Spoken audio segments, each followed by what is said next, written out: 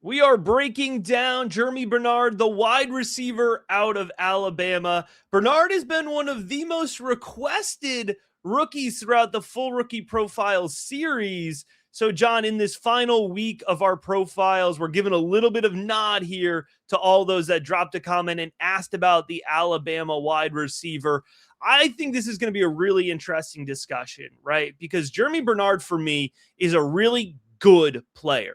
And I think that if you are somebody who likes drafting for floor and is interested in a solid, safe draft pick, this is the guy for you. And I think that can be a really appealing prospect for folks in the second or third round of their rookie draft. So we're going to get into his all-22 film. We're going to get into the key analytic benchmarkers. We're going to understand the player background, and then we're going to put it all together for some actionable fantasy football advice for all of our viewers and all of our listeners. Folks, if you are watching on YouTube, please do us a huge favor. If you learn even one new thing from this video, give it a like, drop us a comment, let us know what you think about Germie Bernard. And if you have been watching this entire rookie profile series, you've made it all the way to the final week. Yes. If you're not supporting what we're doing over at patreon.com/rookiebigboard already, please take a moment, check it out, consider it. You're going to get access to our personalized advice in the Rookie Big Board Discord. Awesome community to be a part of. Hundreds of other fantasy football sickos. You're going to get access to 100+ pages of rookie guide, 2026 seasonal projections, rankings, rookie, Devy, dynasty, so much more. All right, John, with that being said, let's get into it here because there's a lot to talk about. Germie Bernard, the wide receiver out of Alabama. I think you mentioned it very well, Matt, when you said he's a very good football player. I think he's going to have a nice, productive career.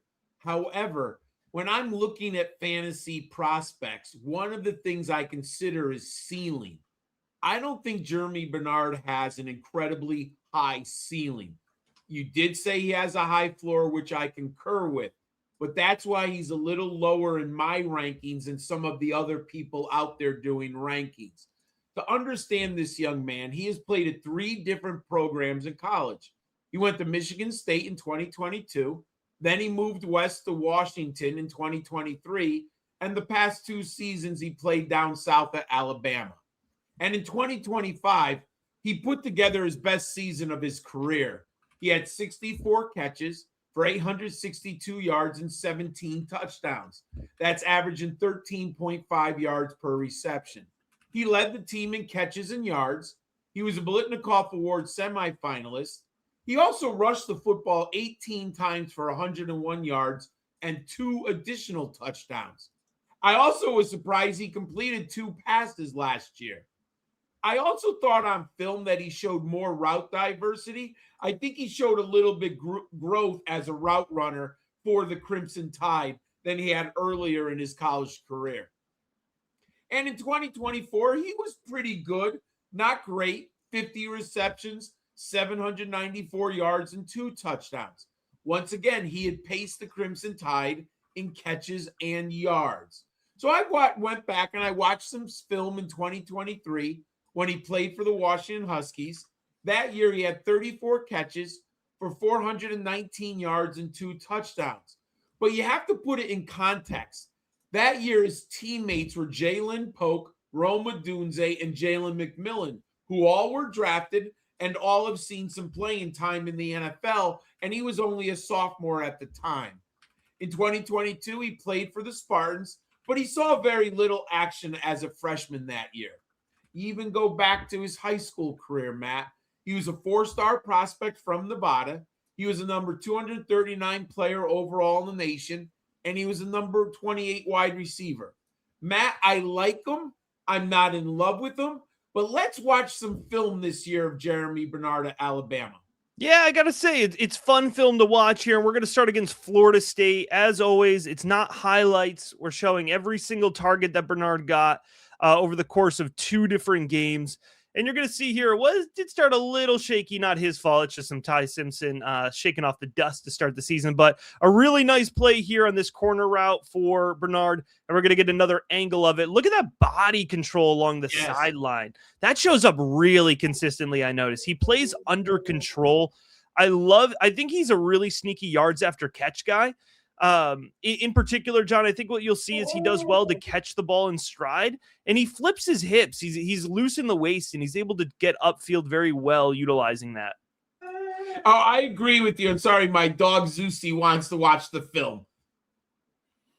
And so you can see here another good example. He plays well through the midfield. He's not a deep field threat, but he's definitely a midfield threat. And so he's that was nice. He was wide open there. He just finds a soft spot in the coverage there, right? But he does have good footwork off the release. I think there's a better example of that on this play. And look at that. That's what I'm talking about. That footwork to change direction, his ability to get upfield. We're going to take another look at it. Boom. I mean, nice start stop. That was really impressive. He freezes the Florida State corner there through that. Another good example of footwork here on this route, coming back to that ball. And again, continuing upfield. Bernard, he's a tenacious guy. You're going to see him out of the backfield here, John. You mentioned his carries. They do utilize him out of the backfield a decent amount. Well, it's funny because we were just analyzed yesterday, Nicholas Singleton. I actually think Bernard plays stronger than his body indicates. Like, he's tough. Absolutely. Absolutely does there. All right, so we're going to see another one here for Bernard. This is a nice example of being able to kind of push through traffic. Again, good body control along the sideline. Flipping here to the Georgia game. This is the Georgia playoff game, just for a little bit of context. And I left that one in there. They didn't actually hand the ball off to Germie Bernard, but just showing the versatility. Like, they're using him on read option concepts. Yeah. A little wildcat, put him behind on the shotgun. Yeah. So you can see a pretty good route tree. He works a good corner route, a good post over the middle of the field, slant, drag. Look at this play. Look at this yards after catch, John. The contact balance, the tenacity. I mean, that was a huge play in that game to help, try to keep Alabama in it as long as they could. Oh, without question, this is Georgia. I mean, this is a very good play. You see his vision. You see his toughness, his tackle breaking. That is a really excellent play. Another good example here, just a simple little route, but he's able to win in the short and midfield really consistently. Absolutely. He can win, I think, at least at the medium and the short all the time. I don't know if he's a great long home run ball hitter. Yeah, I think you'd agree with that. Alabama was certainly looking at Ryan Williams, and even later in the season, Brooks, further into the deep field. So could have been the scheme too, right? I understand that. That's why it's important to sometimes he might have more on the plate than we've seen on film. Yeah, but I think it is helpful. These last couple plays show, he's not exactly like, he's tenacious, but he's not physical in the sense he's going to use his hands to separate. He can get jammed at times, right? Like, he doesn't have the frame to go up and dominate the contested catch situation. So I do think, those are the limiters of his game, but the strengths, John, reliable hands, good ball tracking, you see some really nice examples of late adjustment there. After the catch, contact balance, elusiveness, field vision, smooth speed, and I think the combine shows this. He's not the fastest guy. He's never going to be the fastest guy in the field, but you don't have to be the fastest guy in the field, right, to win in the NFL. He's got smooth speed and he's fluid. He navigates around the field. And I mentioned it a few times, but good catch and turn ability there. So the key question, John, is how does he fit in a spreadsheet, right? Because that's what it's all about for me. Actual fantasy football value is scoring points, right? You need that output. That's how we know where we want to draft a rookie. And so, hey, let's consider the film here, and let's look at some key stats. 67% catch rate in 2025. Ty Simpson had some ups and downs, so his 67% catch rate with that quarterback play is pretty solid. Just a 2.5% drop rate. Man, you have to love that. 2.5% drop rate. So when I'm thinking about, again, without knowing the context of the offense and the quarterback play, I think Germie Bernard is going to slot somewhere between 60 and 72% catch rate in my projections. That's really nice. That's a healthy number for a rookie wide receiver to fit right into a projection sheet with. I think the really interesting, thing to consider here, John, his yards per reception, 14.2, which is, that's well into the midfield. His average at the target is 10.5, right? That 3.7 yards after catch per reception. I don't think folks think of him as a yards after catch guy, but he absolutely is. Flanker role, that's where I see him working best in the NFL. I don't think he can have X volume. And I don't think, there's varying levels of a flanker. There could be like the Malik Neighbors flanker, but I think Germie Bernard is a little bit lower than that, right? I think he's going to be, I think if he lands in a good spot, 80 targets, 85 targets, again, year one, I think that's kind of high end what he's going to be looking for. I would love Germie Bernard as the third wide receiver in my NFL offense. And I think he could be drafted as a third wide receiver. You probably really want him to be the second best option on the team, right? That's how you get excited about him. 13 career touchdowns, that's an okay number, but 9 touchdowns in 2025, that's a strong number.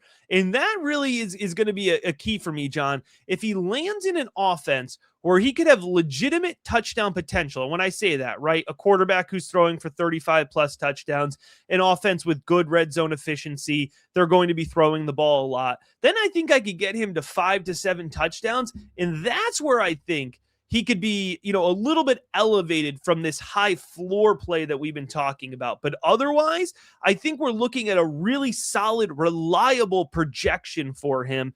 That's what the film plays out. But I'm really curious to hear, John, because, we're using these words: floor, safe, reliable. I don't know if those are the words that are going to make a player pop out, right, in terms of your analytical projections. And I know you've got 6 key benchmarks for a wide receiver, what you want to see for their fantasy football production. How does Bernard line up against that? Unfortunately, this is one of the reasons why I'm a little lower on Bernard than the community. And I do like a lot of his tape, and we just talked about it, which is really impressive. However, when you put him into a model, Matt, it's not really an excitable prospect. And I do think the NFL is going to like Bernard more than my model does, and higher than I have him ranked. He only hits one of 6 key benchmarks. The only one that he clears is the career receptions at 155, which is nice. But, he did play for 4 seasons in college. He just exceeds it. The number I'm looking for is 150. Yards per reception, career 14.2. I'm hoping for 15. He misses, not awful, but he does miss. ADOT 10.7. I'm looking for 12. He misses it. Not awful, but he does miss it. Now, you were mentioning his hands, and I actually think his hands are pretty good. But this year, he only had a 58% catch rate. Some of it was Simpson, I think. Some of it's late in the season when Simpson was injured. But he doesn't hit the benchmark for me. And the one thing, when you go back to all of his tape and all of his production, he never was the alpha male in his offense. His highest this year was 22% team dominator. I'm looking for 25%. In general, we want those alpha males who can get over 30. If you get like that 40, or I'm sorry, the 32, 33, you're in a real rarefied air. Bernard doesn't get there. And I've mentioned it a bunch of times on our shows. Receiving yards per team pass attempt, 1.64. So, Matt, my model doesn't like him. I'm lower on him than most. But where is his fantasy value, and what should our viewers know? So I think he's a day 2 pick. I really do. I think the NFL is really going to like him. Yeah. And don't be shocked if he's round 2, but I think day 2 late is where I've got him, 51 to 100. That's good draft capital. That's my bucket for his draft capital. And that's a pretty healthy projection here. I think he's going to end up, late second round rookie draft pick, 209 to 212. I had a little bit of hesitation with this one because I do think that there are going to be some leagues where, there's going to be the Bernard fans are Bernard fans, right? It's one of the reasons why we're talking about him. So, you certainly could be in a league with a big Bernard fan and he goes off the board 202 or 203. But I think otherwise, late second round is where his ADP will level out. This is one of the toughest projections that I had for a player. I try to give a projection comparison for a player. And I think Bernard, everything we talked about, John, wide receiver 35 to 40. So a low end wide receiver 3, high end wide receiver 4 for a fantasy perspective. Again, somebody, if you're drafting him late in the second round and you just want to be able to plug a guy into your flex spot and get 7 or 8 fantasy points a week from him in a half PPR, hey, you could do much, much worse, right? Like that's not bad at all. But I couldn't really find a player that lined up with his catch rate, because I think his catch rate, like I said, is going to be 70%. And I think his ADOT is going to be, closer to, 12. So I struggled to find it. So here's what I'm getting, and I'll explain this a little bit more here in a second. But if you take 2025 Stephon Diggs with the Patriots, he had 102 targets. He had an 83% catch rate. He had 1,000 yards, 4 touchdowns in 12 yards per reception. So I think for Germie Bernard, if you give him 80% of Stephon Diggs, and the reason I say that is I don't think that he can hit 83% catch rate, but I think he could hit 70%. I don't think, and that would drop him down from 1,000 yards, to more in the 750, 800 range. And then 4 touchdowns, I think, is spot on. I think 11.9 yards per reception is spot on. And that's what's going to get you from Stephon Diggs, who finished as wide receiver 17, to more in this wide receiver 35 to 40 range. So usually I can give kind of a clean 1-to-1. I think you got to squint a little bit for this comparison, but, also consider, for most seasons, Stephon Diggs, was kind of that wide receiver 2. Obviously the Pats were kind of weird last year, but in terms of his upside rate, I don't think he's an upside play, right? I don't think we're talking about a guy who's going to finish top 15 in fantasy scoring. I don't think he's ever going to be a wide receiver 1. I don't think he's ever going to be a guy that's drafted in the first, 4 rounds of a dynasty startup. But again, John, generally me and you, we like to chase upside as a general rule in rookie drafts. But if you're getting him late second round, dude, sign me up. Like, seriously, the film is encouraging. It's exciting. I think, just going back, cutting up his all 22 film and getting, watching him more. I just want to push him further up the rankings. I do. It's hard not to be excited about him. I agree that he has value late in the second round, but I think he's going to go earlier. Yeah. Well, that's the key, right? Because we always talk about it. It's not about us hating or loving a prospect. It's about finding the right point of value. But if you're watching or listening, good news. You don't have to wait to find the right point of value. You can just head on over to patreon.com/rookiebigboard, get access to the 100+ page rookie guide. Volume 1 out now. Volume 2 drops the Monday after the NFL draft. There will be projections in the projection sheet available to all Rookie Big Board patrons within an hour of every single rookie being drafted. There will be a projection for that player live for you. We're going to get you ready for your rookie drafts, whether it's the Monday after the NFL draft or later. Personalized advice in the Discord. You can do a one-on-one draft consultation call with me. So much available over at patreon.com/rookiebigboard, starting at just $5 a month. Folks, we are going to be back soon with another key rookie prospect profile here for this 2026 rookie class.